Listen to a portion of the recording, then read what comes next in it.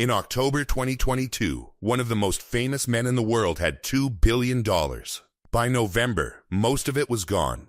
Not slowly, not over the years, in weeks. His name was Kanye West. This is 10 stories. 10 black celebrities who made more money than most people can dream of, then lost it. Some lost it fast, others slowly. But all ended broke. In court, in debt, or all three. More importantly, their stories reveal patterns that explain why earning $1 billion doesn't protect you from losing everything. Stay with us until number 10. That story might reframe everything you believe about wealth, success, and what happens when the system fails you. Number 1. Kanye West, the $1.5 billion loss. In 2022, Kanye West was worth $2 billion.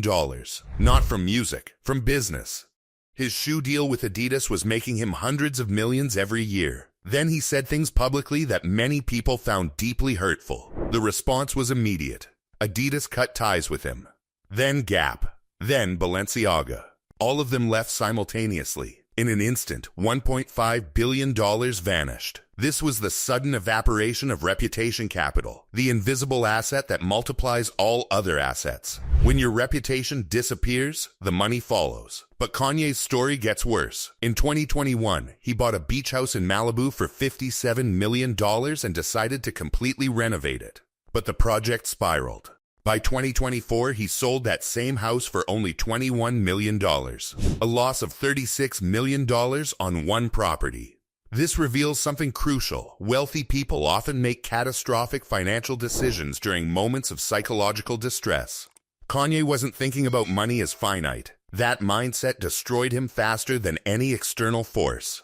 Number 2. Floyd Mayweather, $1 billion, zero control. Floyd Mayweather made more than $1.2 billion in his boxing career. He called himself money. He walked into arenas with duffel bags full of cash. He posted videos of stacks of $100 bills on Instagram. By 2026, 2 of his properties were seized for unpaid taxes. His Las Vegas strip club was nearly seized for $52,000 in unpaid taxes. A company in New York sued him for $337,736 in unpaid rent.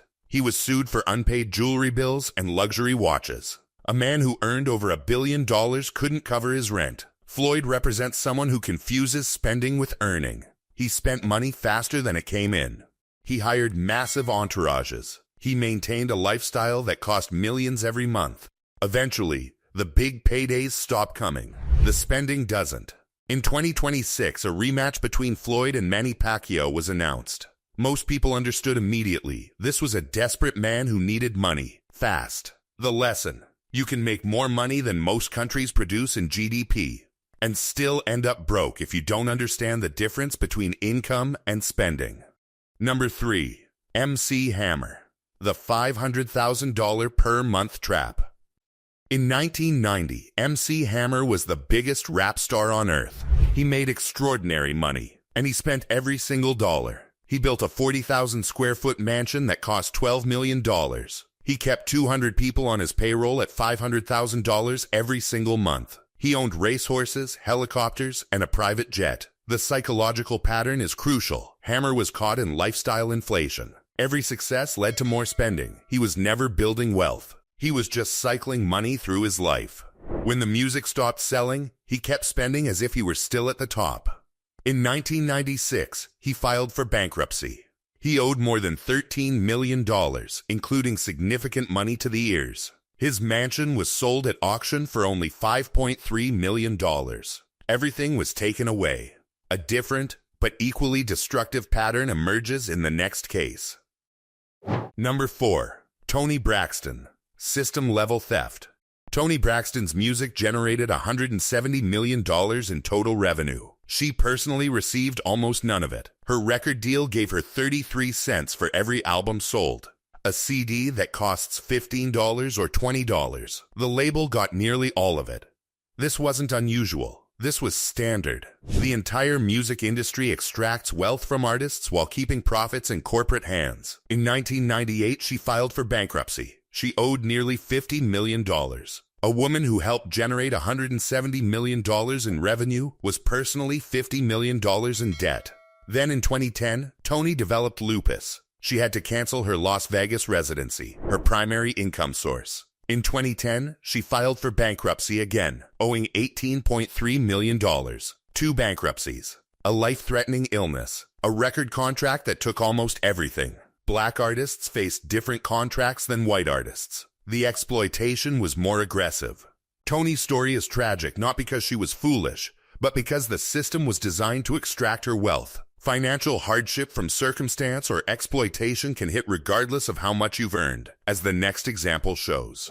Number 5. 50 Cent. $260 million and 1 lawsuit away from ruin. 50 Cent grew up poor in Queens. He survived being shot 9 times. He built a music empire worth an estimated $260 million.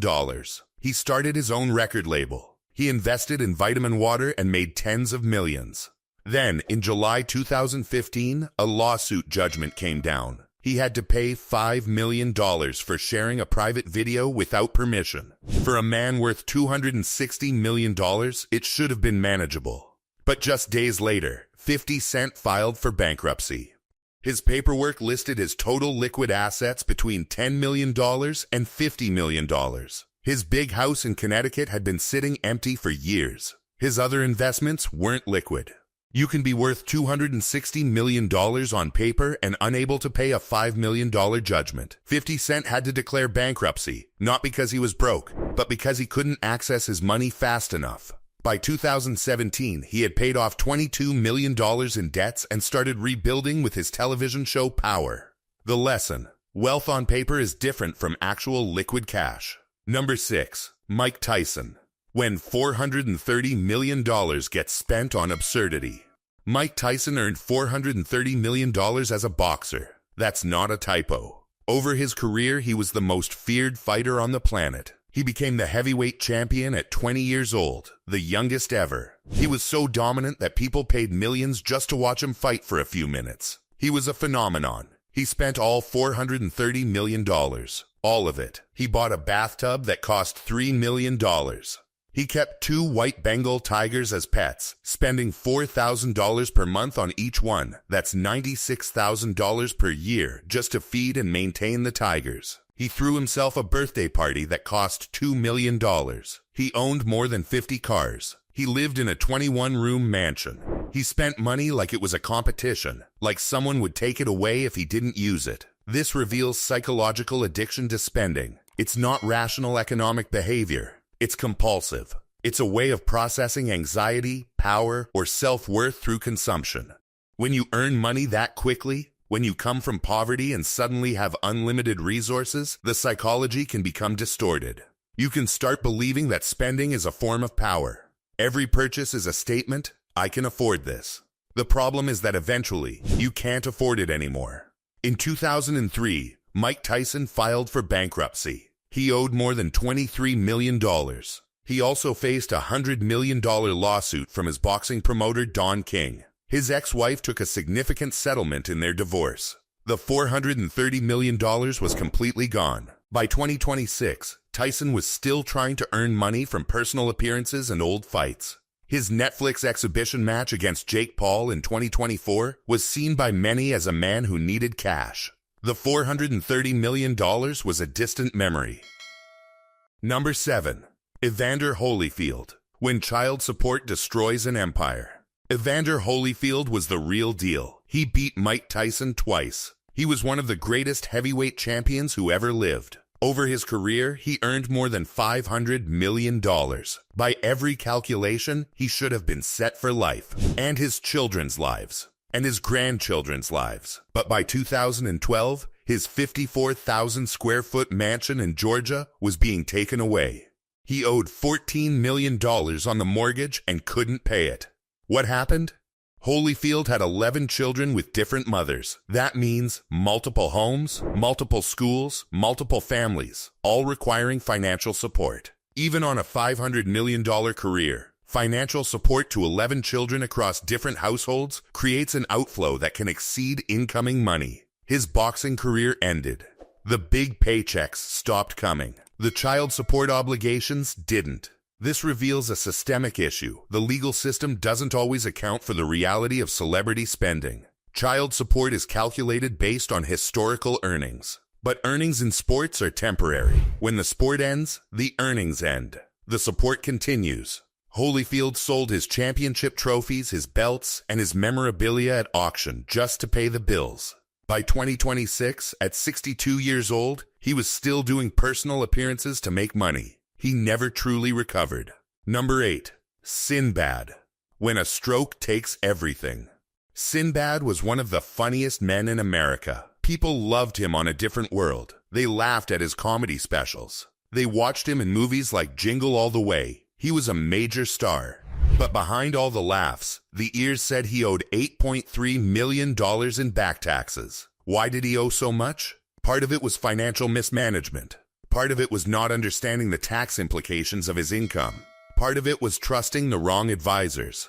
In 2009, Sinbad filed for bankruptcy. He worked hard to rebuild his career and pay off debts. Then in 2013, he filed for bankruptcy again.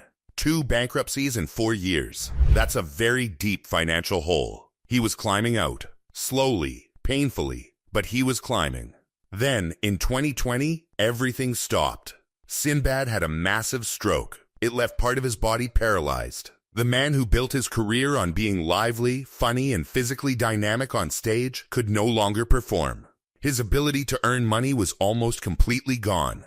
As of 2026, Sinbad was still recovering from that stroke. He couldn't work the way he used to. The income disappeared. The stroke took away the one thing he had left to fight with, his ability to perform. Number 9. DMX. The tragedy of 5 #1 albums and 0 inheritance. DMX. Earl Simmons. He had a voice that hit you in the chest.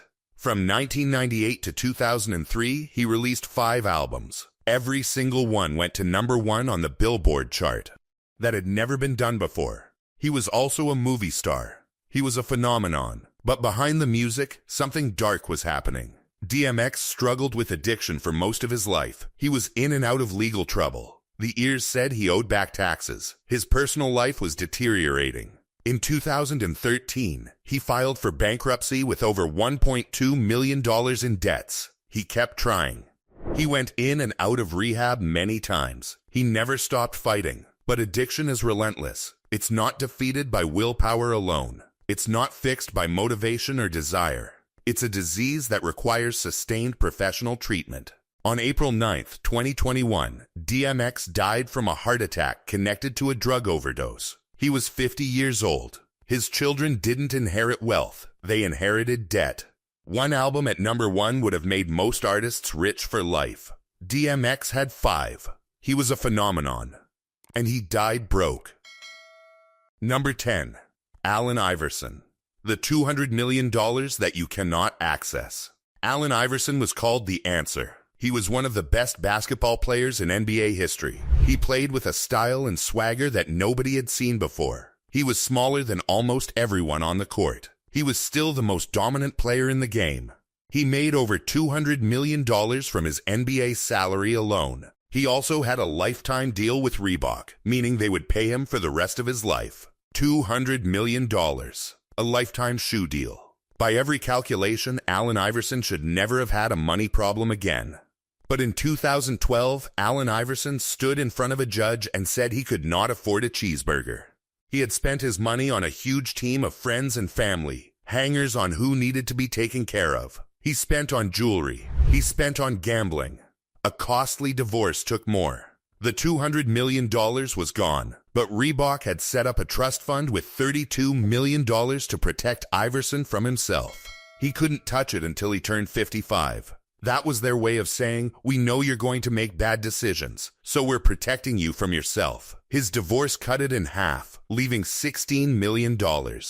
By 2026, Iverson was 51 years old. He had to wait until 2030 to get that money. 4 more years. He had to sit and wait for a date on a calendar before he could access his own money. The man who earned $200 million had to wait because the system didn't trust him to handle it responsibly. 10 celebrities, 10 fortunes, 10 collapses. Some lost wealth through spending, some through unfair contracts, some through illness or addiction. Some are unable to access their own money. But in every case, the fall was real and devastating. Nobody teaches financial literacy in the entertainment industry. Athletes and musicians don't get education on money management. They don't get warned about predatory advisors. What's rarely acknowledged is that these falls hit black celebrities differently. The contracts offered to black artists were more exploitative. The trust was less likely to be granted. When Toni Braxton made $170 million and got 33 cents per album, that wasn't unique, but it was more extreme for black artists. Which story hit you the hardest? Was it Toni Braxton making $170 million and getting almost nothing? Was it Allen Iverson waiting years to access his own money? Was it Kanye West losing $1.5 billion in weeks? Drop your answer in the comments. If this video opened your eyes, like and subscribe. Share this with someone who needs to understand these patterns. Thank you for watching.